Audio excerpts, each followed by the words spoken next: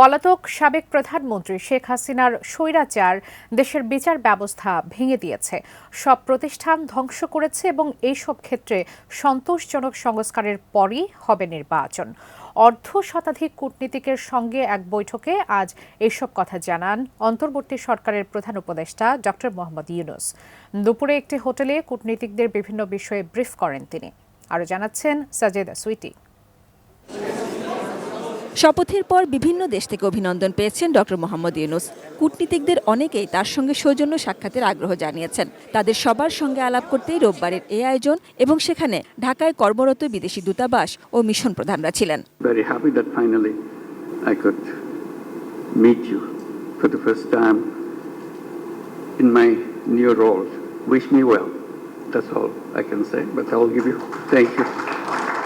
বাংলাদেশের সংকটকালে পাশে থাকায় বন্ধু রাষ্ট্রগুলোর প্রতি ধন্যবাদ জানান তিনি। জানান, শেখ হাসিনা দেশের বেহাল দশা করে গেছেন, তাই দেশ সংস্কারের জন্য শিক্ষার্থীদের আহ্বানে তিনি এই দায়িত্ব নিয়েছেন। But destroyed everything. Everywhere you see nothing but corruption, mess, unruliness. I don't know how long it will take to keep it in shape, little shape. So this is the beginning of the process. I hope you will have patience and stay with us, help us to make that great country that we've always felt about. শতভাগ মসৃণ brush impeller নিশ্চিত করে অধিক পানির flow. RFL water pump on করলে পানির তুফান। এখন প্রশাসন, বিচার বিভাগ এবং গণমাধ্যমের সংস্কারে গুরুত্ব দিচ্ছেন বলে জানান ডক্টর ইউনূস। বৈঠক শেষে সাংবাদিকদের বিস্তারিত জানান প্রধান উপদেষ্টার প্রেস সচিব শফিকুল আলম। ওনাদের ম্যান্ডেটটা হচ্ছে যে খুব দ্রুত ইলেকশন, ফ্রি, ফেয়ার এবং পার্টিসিপেটরি ইলেকশন একটা অর্গানাইজ করা।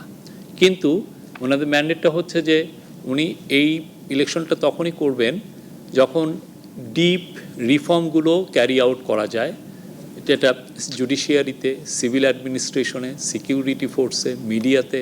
জুলাই হত্যাকাণ্ডের নিরপেক্ষ তদন্তের জন্য জাতিসংঘ তদন্ত দলকে স্বাগত জানিয়েছেন তিনি। মানে উনি চান যে স্টুডেন্টদের যে ম্যাসাকার হয়েছে এটার ক্রেডিবল একটা এবং ইম্পার্শিয়াল এটার একটা ইনভেস্টিগেশন হোক, এবং এটার ক্রেডিবিলিটির জন্য উনি ইউএনএর যে ইনভেস্টিগেশন সেটাকে উনি এমফাসিস দিয়েছেন। রোহিঙ্গা প্রত্যাবাসন, ক্ষুদ্র নৃগোষ্ঠীর অধিকার রক্ষায় কাজ করবেন বলে জানিয়েছেন ডক্টর ইউনূস।